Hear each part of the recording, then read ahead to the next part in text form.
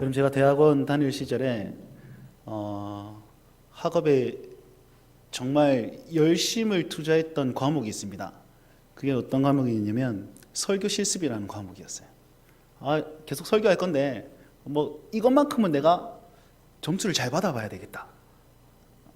근데 열심을 투자한 바에 비해 이제 1학점이라서 되게 힘든 조금 뭐라 해야 될까, 도움이 별로 안 되는 과목이었음에도 불구하고 제가 애를 많이 썼더랬습니다. 그래서 A 플러스 받은 학점이 별로 없거든요. 근데 설교 실습만큼은 A 플러스를 받았었습니다. 그때 우리 설교 실습 교수님이 저한테 이런 말씀을 해주셨어요.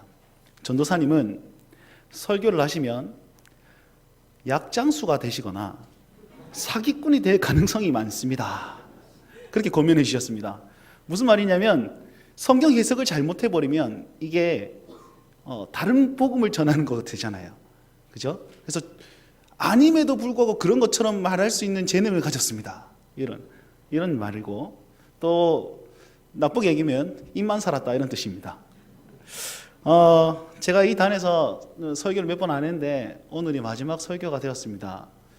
뭐 정식으로는 다음 주에 제가 인사를 드리겠지만 그래서 어른 설교를 제가 별로 많이 못 해봤거든요. 교수님의 조언에 따라서 오늘 약장수처럼 제 몸에 맞게 말씀을 좀 전하려고 합니다. 혹여나 조금 미비한 부분이 있더라도 양해해 주시면 감사하겠습니다. 여러분, 제가 질문을 드릴 테니까 화답해 주십시오. 여기 계신 분들은 하나님이 살아계심을 믿으십니까? 한 번 더 묻겠습니다. 여기 계신 분들은 그러면 하나님이 내 안에, 내 삶에 살아계심을 믿으십니까? 아멘. 감사합니다. 여러분, 우리의 믿음은요, 어디까지 나아가야 되냐면 하나님이 살아계시지라는 거기서 머물면 안 되고요, 그 하나님이 내 안에 살아계시며 내 삶에 주관하고 계시지라고까지 고백되어야지만이 우리가 온전한 신앙이라고 할 수 있습니다. 여러분, 이 차이점이 뭔가요? 머리로만 알고 그냥 삶에 적용한다, 그것뿐입니까? 여러분, 후자의 질문, 하나님이 내 안에 살아계심을 믿습니까에 대한 대답으로 예스라고 대답한다면 우리는 어떻게 살아야 되냐면 우리 삶의 모든 행동들과 모든 결과들을 하나님의 시선 하에서 재해석할 수 있어야만 하는 것입니다. 다른 말로 하면 내 삶에서 내가 선택했고 이런 결과가 나타났습니다. 그럼 이게 내 책임이고 내가 어떻게 해서 이렇게 되었다가 아니라 그 이후에 계신 하나님의 뜻이 반드시 있음을 믿어야 한다는 것이죠. 믿으십니까? 여러분, 토끼풀이라는 그 이야기가 있습니다. 이게 영유아들 동화인데요, 그 내용이 이래요. 엄마 토끼풀과 아기 토끼풀이 있는데 엄마 토끼풀이 아기 토끼풀에게 이렇게 얘기합니다. 얘야, 네가 나중에 자라면 세상에 나아갈 것인데 정말 무시무시한 동물이 있다. 우리의 머리를 쥐어 뜯어먹고 허리를 깔아먹으며 뿌리채 뽑아먹는 그런 나쁜 녀석이 있는데 그 녀석이 누구냐면 토끼다. 이빨이 얼마나 사나운지 너무 무섭게 생겼다. 주의해야 된다. 또 아기 토끼뿔이 겁먹어가지고 그럼 우리 어떻게 살아야 돼요? 엄마 토끼뿔이 말했습니다. 걱정하지 마라. 그 무시무시한 토끼를 잡아먹는 동물들이 있는데 그 동물들을 잘 의지해서 살면 된다. 그게 누구냐면 늑대다. 너무 좋은 동물이다. 그렇게 극찬을 하는 그 동화가 있습니다. 우리 애들이 이런 거 듣고 자랍니다. 여러분, 생각해 보십시오. 토끼가 사납습니까? 늑대가 사납습니까? 토끼는 예쁘다 할 수 있는데 늑대한테 예쁘다 하면 이거 사라질 수도 있습니다. 이게, 그죠? 야생 늑대한테 예쁘다 이러면 없어질 수도 있어요. 여러분, 우리 삶의 경험과 우리 생각이 주관이 되어버리고 중심이 되어버리면 늑대가 순하고 늑대가 구원자가 되고 토끼는 아주 무시무시한 그런 악한 존재가 될 수도 있다는 거죠. 여러분, 그래서 우리는 우리 삶의 모든 것을 우리의 삶의 결정이나 우리 생각으로 일어나는 결과에 빗대어서 해석하면 안 됩니다.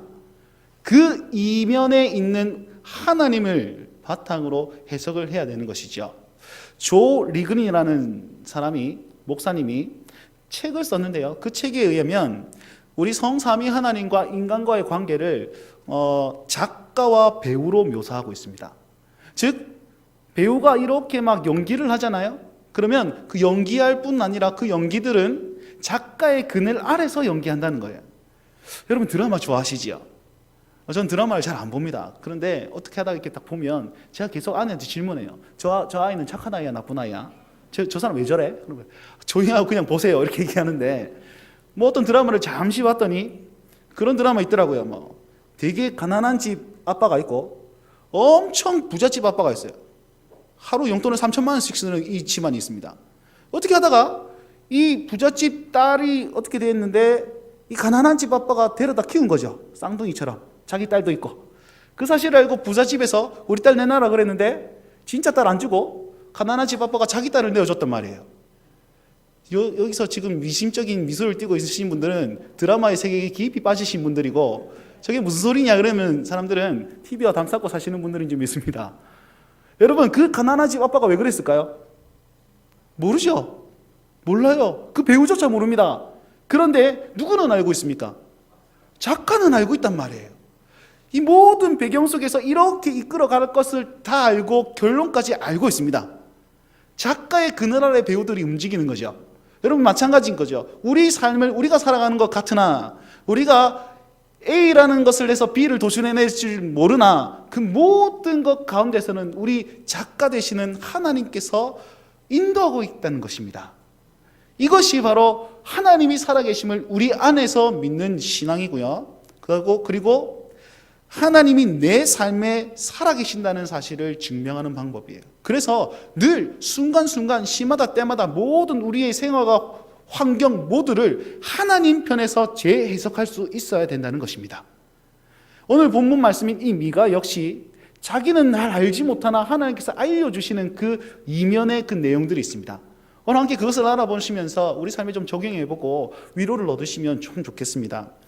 여러분, 오늘 읽었던 미가서 5장 말씀은요, 상황이 그리 좋지는 않습니다. 미가가 살던 시대는요, 남유다와 북이스라엘은 거의 멸망당할 위기에 있었고, 남유다 역시 수도 말고는 거의 지금 포위된 상태예요. 대군인 아수르가 쳐들어와가지고 언제 망해도 이렇게 이상할 리 없는 그런 위기 속에 봉착하였습니다. 외적으로는 침입이 있고, 그럼 내적으로는 똘똘 뭉쳐서 방어를 하거나 뭔가 해야 되잖아요. 그런데 내적으로는 지도자들이 타락을 해가지고 자기 배를 채우기 위해서 백성들을 갈취하고 있어요. 피난 온 사람들의 옷을 벗기고 있고, 잘 사는 집 사람들의 그 재물을 취하고 다른 것들을 취하면서 악행을 저지르는 그런 상황이 바로 미가가 살던 시대였습니다. 그래서 하나님께서는 미가를 통해서 너희들 그렇게 살면 안 돼. 너희 그렇게 살면 하나님 심판하실 거야. 경고의 메시지를 던지고 회개를 촉구하는 성경이 바로 미가서입니다. 그런데 불현듯 4장, 5장에 와서는 미가의 메시지가 심판이 아니라 회복의 메시지로 바뀝니다. 4장 2절 말씀 한번 보시겠습니다. 4장 2절 말씀에 이렇게 얘기하고 있습니다. 곧 많은 이방 사람들이 가며 이르기를 오라 우리가 여호와의 산에 올라가서 야곱의 하나님의 전에 이르자. 무슨 말이냐면 이방인들이 갑자기 하나님을 믿기 시작하고 야곱의 여호와의 전에 올라서 말씀을 듣기 시작하는 역사가 있을 것이다 라고 회복을 선포하는 거죠. 그리고 4장 6절에는 또 이렇게 얘기하고 있습니다. 4장 6절 여호와께서 말씀하시되 그날에는 내가 저는 자들을 모을 것이고 쫓겨난 자 환난 받은 자를 모을 것이며 또한 바알 저는 자들을 남은 백성이 되게 하여서 이제부터 그들이 영원까지 다스리게 할 것이다 라고 회복의 메시지를 던져주는 거예요. 자, 그런데 여러분 이 본문을 가만히 보시면 4장 2절에 야곱의 여호와의 전이라는 말이 나오고요, 오늘 5장 7절 8절에 읽어보시면 야곱의 남은 자들을 통해서 하나님께서 이 일들을 이루실 것이다 라고 얘기합니다. 자, 여러분 왜 야곱을 강조할까요? 왜 야곱일까요? 하필이면 아브라함이 하나님 얼마나 좋습니까? 보이지 않는 중에 도전하였고 개척한 그 아브라함. 이삭이 하나님 얼마나 좋습니다. 얼마나 좋습니까? 가는 곳곳마다 우물을 파니까 물이 터져요. 축복의 하나님. 요셉의 하나님, 총리를 삼으셔서 구원하신 구원의 하나님 아닙니까? 그런데 왜 하필이면 야곱일까요? 왜 하필이면 야곱의 하나님을 강조하면서 미가는 그 하나님을 드러낼까요? 여러분, 야곱은 어떤 사람입니까? 야곱은 장자가 되고 싶어 했던 사람입니다. 그래서 어머니 쌍둥이로 태어났죠, 그죠? 그래서 태어날 때 형의 발 뒤꿈치를 잡고 태어난 사람이 바로 야곱입니다. 끌어내려서 내가 먼저 나갈 거야 라는 거죠. 여러분, 야곱의 인생은 가만히 보시면 속이는 인생 혹은 속는 인생이에요. 속고 속이는 인생 중에서 그 인생을 계속 이어왔던 사람이 야곱입니다. 한번 볼까요? 차남으로 태어나서 장자권을 가지기 위해서 수단과 방법을 가리지 않습니다. 형인 에서는요, 너무 이 근육질 남자 중에 남자였어요. 근육이 많고 몸에 털도 많고 사냥도 정말 잘했답니다. 화살을 한번 쏘면 한 번에 원샷 원킬, 사슴 한 마리를 그냥 뚝딱 잡는 사람이었어요. 여러분, 인기도 많았지 않겠습니까? 다 활 탁 쏘고 나면 여자들이 에서 오빠 너무 잘해요, 너무 멋져요. 사슴 한 마리잖아, 그 뒤를 봐라, 토끼 한 마리 더. 그러면서 인기몰이를 했던 사람이 에서 아니었을까요? 그럼 야곱은요, 주방에서 간 보던 사람이었어요. 이렇게 저 어머니 오늘 국이 좀 짜요 뭐 이러면서 양파가 너무 예쁘게 썰렸어요. 그러던 사람들이 어떻게 보면 좀 여성성이 강한 사람이 야곱이었단 말이죠. 제가 이 말씀을 가만히 묵상해보는데 야곱이 열등감이 참 많았겠다 이런 생각이 들었습니다. 왜냐하면 저가 열등감이 참 많거든요. 그런 마음이 들었습니다. 추측해보기로는 이런 열등감 때문에 혹여나 장자권을 그래 탐내지 않았을까? 이건 진리가 아니고 제 생각입니다. 어쨌든 야곱은요, 부엌에서 생활하는 사람의 표본으로 나와 있고 에서는 사냥꾼으로 나와 있습니다. 그래서 어떻게 보면 에서는 주목받는 사람이었고 야곱은 은둔형이었습니다. 그래서 자기가 할 수 있는 게 무엇이었습니까? 어떻게든 꾀를 내어서 살아남는 방법밖에 없었죠. 하나는 에서가 배가 고파 죽을 지경이었는데 야곱은 여전히 팥죽을 쓰면서 팥죽 간 보고 있었습니다. 그러니까 에서가 와가지고 야 동생아 그거 나한테 팔아라. 어째 형제지간인데 그냥 줄 수 없고 팔아라는 말이 먼저 나왔을까요? 팔아라. 그러니까 요구를 뭘 요구하죠? 장자권을 요구하지 않습니까? 어떻게든 편법을 써서 그 장자권을 취해서 그 장자권을 팥죽으로 삽니다. 그리고 시간이 지나서 그 아버지인 이삭을 속이고 에서를 속여서 야곱은 장자가 받는 축복을 자기가 받아버립니다. 그래서 생명의 위협을 느껴가지고 외삼촌인 집인 외삼촌 라반의 집으로 도망가게 되죠. 도망을 갔더니 속이는 자의 끝판대장인 삼촌을 만납니다. 라반이 얼마나 잘 속이냐면 야곱을 자기 딸 레아를 주겠다, 결혼시켜 주겠다. 야곱이 딱 봤더니 레아가 너무 예쁜 거예요. 그래서 삼촌 라헬이랑 결혼을 좀 시켜주세요. 그럼 7년을 나를 위해서 일해라. 7년을 하루같이 일했습니다. 그리고 결혼식을 딱 하고 첫날 밤을 보내고 눈을 딱 떴더니 라헬이 아니라 레아였습니다. 얼마나 깜짝 놀랐을까요? 성경은 레아를 보고 이렇게 표현하고 있습니다. 레아는 안색이 안 좋았더라. 이게 무슨 말입니까? 헐하다는 거지. 이게 얼마나 깜짝 놀랐을까요? 여러분 나중에 마치시고 돌아가면서 우리 성도님들한테 안색이 참 좋으십니다 이렇게 축복해서 인사해 주십시오. 안색이 안 좋으니까 얼마나 깜짝 놀랐습니까? 그러면서 라반에 가가지고 얘기합니다. 어떻게 이러실 수가 있습니까? 그러니까 라반이 우리 민족은, 우리 집안은 둘째가 먼저 시집가는 법이 없다. 라헬을 넣고 싶으면 일 더 해라. 7년 더. 7년도를 하루같이 하루인 것처럼 정말 기쁘게 또 7년도 헌신합니다. 도합 14년을 보내어서 아내를 맞이하고 그리고 약 6년 여 정도 더 삼촌의 그 가축을 위해서 일합니다. 거의 20년 정도를 거의 종살이 수준으로 일한 다음에 하나님의 계획과 하나님의 은혜로 말미암아 가족들과 자녀들과 재산을 많이 모으게 됩니다. 그리고 많이 모아서 이제 때가 되어서 삼촌의 집을 나와서 자기 본향인 이삭의 집으로 돌아가게 되는데 문제가 생기죠. 누가 문제입니까? 에서.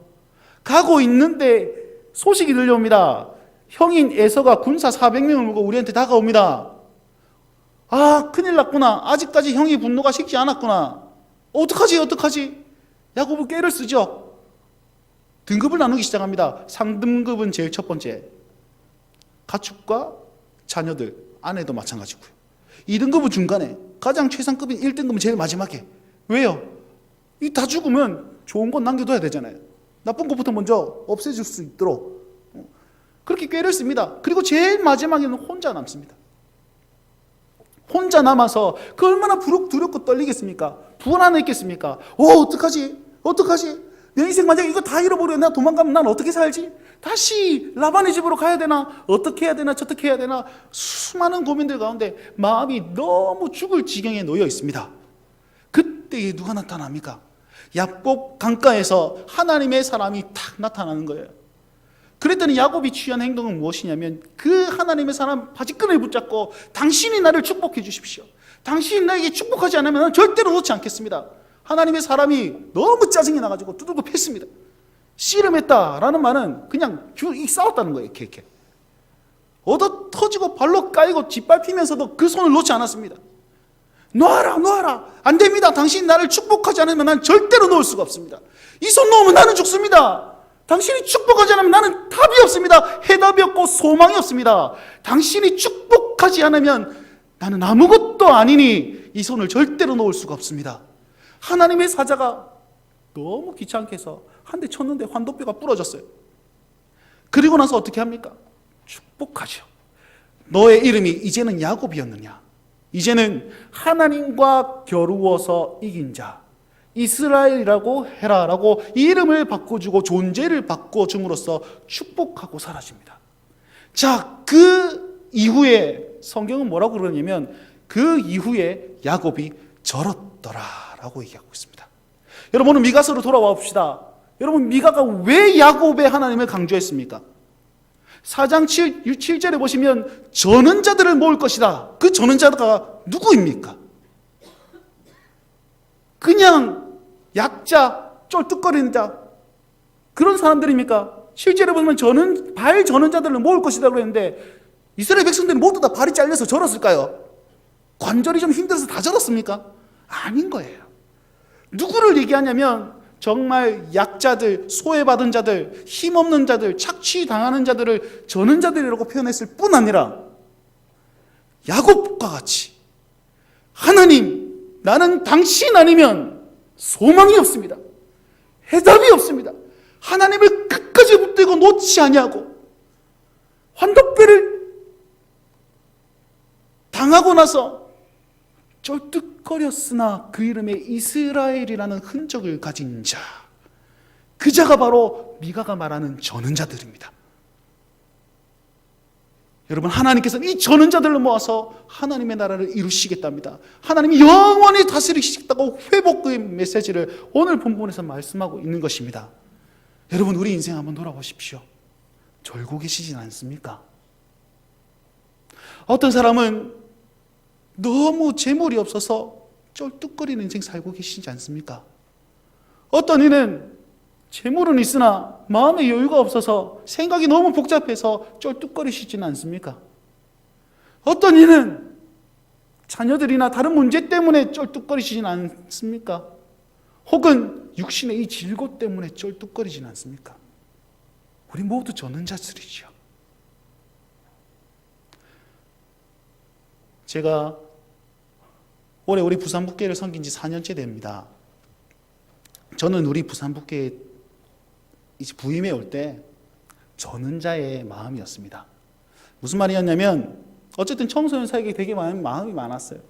그래서 SFC 간사로 섬기면서 좀 열심히 했더랬습니다. 그래서 한 8년 정도 전도사로 이제 섬기고 나서 앞전에 있던 교회에서 수련회를 했는데 15명이었어요. 중고등부가. 그래가지고 자 얘들아 내일 수련회다 다 와라. 통화를 다 하고 이제 수련회 가려고 딱 왔는데 8명이 잠수를 탔네. 아니 7명이 잠수를 타고 8명이 왔어요. 와, 어제 바로 통화를 했는데 없어져 버린 거예요. 내가 너무 마음이 낙심된 거예요. 아, 나는 얘네들과의 거리가 이렇게 좁혀진 줄 알았는데 알고 봤더니 이렇게 멀구나. 너무 상처를 받고 사역을 좀 쉬어야 되겠다. 그때 대학원 2학년이었거든요. 2학년 들어갈 때쯤이었어요. 아, 이제 사역을 좀 안 하고 공부만 좀 열심히 하자. 그리고 한 주 좀 쉬다가 가야 되겠다. 그런 마음을 가지고 임직지 없이 그냥 사임을 했더랬습니다. 그랬더니 우리 동기들 중에 누군가 부산북교회를 추천해 주더라고요. 아, 부산북교회 사역자가 근데 네가 하면 참 좋겠다. 그때 제가 거절했습니다. 아, 나 사역 안 할 거다. 쉴 거다. 너무 힘들다. 그런데 가만히 보니까 그때 당시 결혼도 했고 뭐 사역 안 하면 뭐 하겠냐. 그래서 마음이 바뀌어가지고 이제 다시 사역지를 구하고자 하는데 다시 이제 추천해 주더라고요. 그래서 원서를 썼고 섬기게 되었습니다. 그랬더니 야, 너무 좋은 거예요. 찬양팀을 딱 봤는데 이 찬양팀들 실력이 와, 장난 아닙니다. 척하면 딱이에요. 지금도 마찬가지. 그냥 늘 이런 말이에요. 요 그대로 저 연합수련회 데려가가지고 찬양팀 하고 싶다. 우리 중고등부를 맡았는데요. 뒤통수 치는 건 여전하지만 어제 강도사가 마지막 설교한다는데 다 어디 도망가 없잖아요, 그죠? 그래 여전하지만 그래도 눈을 반짝반짝하게 제 설교를 들어주더라고요. 우리 선생님들 어디에도 만날 수 없는 그런 어벤져스 같은 그런 존재들입니다. 이렇게 표현하면 잘 모르시겠지만 이 지구를 구하는 영웅들 같은 수준급이라는 거죠. 부족한 저에게 정말 신뢰를 주셨고 부족함을 메꾸어 주셨던 분들이 이분들입니다.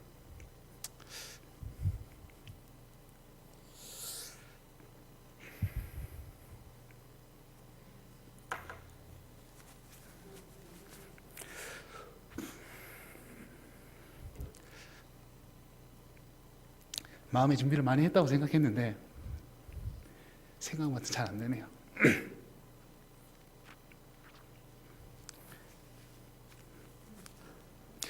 제가 말씀으로 얘네들에게 뭘 먹이는 것이 아니고요.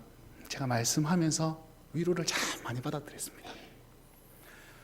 우리 담임 목사님 통해서도 많이 배웠고요. 우리 은퇴하신 목사님을 통해서도 목회자의 길을 많이 배웠습니다. 우리 성도들을 통해서도 정말 아쉬워해 주시고 믿어주심에 너무 큰 위로를 받았습니다. 근데 왜 갑니까? 그죠? 근데 왜 가려고 그럽니까? 그럼 계속 있으면 되지. 하나님께서는 전원자의 마음으로 온 저에게 큰 위로를 주셨고 다시 한번 회복을 주셨습니다. 그런데 제가 내년에 목사 안수를 받아야 되는데요. 지금 제가 이렇게 위치가 두 가지 위치가 있어요. 우리 부산북교회 강도사라는 위치가 있고 그리고 SFC 간사라는 위치가 있습니다. 제가 왜 협동 강도사냐면 이 본래 소속이 SFC고 협동으로 교회를 섬긴다 해서 협동입니다. 근데 저는 그래서 총회 소속이에요. 저는 총회에서 다른 전호의 SF 사역으로 파송한 사람이 접니다. 근데 저쪽 노예에 있는데 교회는 이쪽 노예잖아요. 이게 잘 안 되는 거예요. 목사 안수를 받으려니까. 근데 있잖아요. 눈을 한번 다 감고 그냥 행정적인 그거라서 그냥 이쪽에 해달라 그러면 됩니다. 그런데 제가 그게 제 신앙 양심에 너무 걸리는 거예요. 목사가 그냥 됩니까? 하나님의 말씀을 전하고 성도를 마음에 품어야 되고 교회를 세우는 정말 중요한 위치인데 제가 편법으로 목사 안수를 받아야 된다. 제가 그게 용납이 안 되는 거예요. 여러분 내년에 제가 가야 되는 교회는 지금보다 좀 잘된 케이스는 아니라고 생각합니다. 어쨌든 재정적으로 조금 힘들고요. 어쨌든 할 일은 더 많아지고 내후년에 또 입지가 어떻게 될지 모르는 그렇습니다. 그럼에도 불구하고 하나님이 함께 하심을 믿기에 최선이기에 그렇게 나아갑니다. 바른 목사 되기 위해서 그렇게 결정했습니다. 제가 4년 동안 중고등부들에게 이렇게 얘기했어요. 빠른 길이 바른 길은 아니다. 좋은 것과 옳은 것은 다르다. 빨리 간다고 해서 그게 바르냐? 아니다. 빠른 길이 아니라 바른 길로 가라. 좋은 대로 행동하지 말고 옳은 것을 취해라. 그렇게 얘기했는데 제가 목사 안수를 편법으로 받는다고요? 저는 그게 용납이 안 됐었습니다. 그래서 너무나도 좋은 부산북교회를 떠나기로 결심을 하고 준비를 해드렸습니다. 여러분 저는 또다시 전은자의 길로 나아갑니다. 그럼에도 불구하고 하나님 함께 계시기에 이 길이 옳다고 믿기에 그 길을 선택하였습니다. 여러분 혹시나 절고 계시진 않습니까? 쩔뚝거리면서 지금 나아가고 있는지, 멈추어 있는지, 쓰러져 있는지, 낭망하여 있는지, 여러분 그러진 않으십니까? 그때 확인하십시오. 내 안에 이스라엘이라는 그 신앙의 그 본질이 있는지요. 하나님을 붙들고 포기하지 않는 그 애끓는 그 신앙이 있는지 돌아보십시오. 하나님, 당신 안에 내가 살 수 없습니다. 나는 지금 졸고 있지만 그럼에도 불구하고 주님이 계시기에 쩔뚝거리면서 앞으로 나아갑니다. 여러분 그런 신앙 양심이 있는지 체크해 보십시오. 여러분 1년 동안 우리 교회가 많이 절었다고 생각합니다. 쩔뚝거리면서 여기까지 왔죠. 근데 여기까지 올 수 있는 이유가 무엇이었습니까? 누군가는 하나님을 붙들고 주님 어떻게 합니까? 주님 살려주십시오라고 그렇게 야곱의 신앙으로 붙든 사람이 있기에 여기까지 온 것 아니겠습니까? 그렇다면 우리가 그것을 바라보면서 더욱더 하나님께 매달려야지요. 더욱더 하나님께 매달리면 하나님께서 말씀하십니다. 하나님께서 약속하셨습니다. 반드시 회복이 있을 것이라고, 반드시 그를 통해서 역사하실 것이라고요. 그것이 어디에 기록되어 있는지 아십니까? 오늘 읽었던 5장 7절 8절 말씀입니다. 오늘 5장 7절 8절, 야곱의 남은 자들은 많은 백성 가운데 있다. 이게 뭐냐면 포로로 끌려갔다는 거예요. 포로로 끌려가가지고 나라가 망했다는 거죠. 그 망했는데 여호와께서는 그들을 통하여 내리는 이슬 같게 할 것이고 풀 위에 내리는 단비같이 할 것이다 라고 말씀하십니다. 이슬, 단비, 이것은요 생명과 연관되어 있습니다. 팔레스타인 지방에는 물이 귀해요. 그런데 헐몬산에 내리는 그 이슬이 강물을 흘러가고 그것이 식수가 되는, 우기 때 내리는 그 비가 생명이 되는 것입니다. 다른 말로 하면 포로된 그들을 통해서 하나님께서 생명처럼 여기시겠다, 생명을 드러내 보이시겠다 약속하셨습니다. 7절에 8절에 보시면 야곱의 남은 자는 또 여러 나라 가운데 있는데 그들을 수풀의 짐승 중 사자 같게 하겠다. 양떼들이 두려워 떠는 사자같이 할 것이다 라고 말씀하십니다. 무슨 말입니까? 공의를 드러내시고 정의를 드러내시며 죄를 심판하시는 하나님이 그 심판하시는데 이 야곱의 남은 자들을 통해서 그 일들을 하실 것이다 라고 말씀하시는 겁니다. 건축자의 버린 돌로 모퉁이 돌을 삼으시는 이 하나님께서 부한 자, 권력 있는 자, 악을 행하는 그런 자들을 약한 자, 가난한 자를 통해서 부끄럽게 만드실 것이라는 이 약속이 바로 이 말씀이란 말이지요. 여러분 우리 인생 절고 계십니까? 우리 교회가 쩔뚝거리면서 나가는 것 같습니까? 이 모습으로 말미암아 하나님께서 이 나라의 생명처럼 보이실 것입니다. 이 모습으로 말미암아서 하나님께서 심판의 칼로서 하나님의 사람들을 온전하게 내우시는 그 일들을 이루실 것입니다. 그렇다면 여러분 이 이스라엘의 흔적을 포기하지 맙시다. 처절하게 외치는 외침일지라도 하나님만이 나의 소망입니다. 하나님, 당신만이 나의 생명입니다. 주여, 쩔뚝거리고 있지만 그럼에도 불구하고 주의 일을 이루시옵소서 외치며 나아가자고요. 그렇게 외치면서 하나님을 포기하지 않으시는 우리 사랑하는 성도님들, 우리 더 사랑하는 우리 중고등부들, 사랑하는 부성 붙게 되길 주님의 이름으로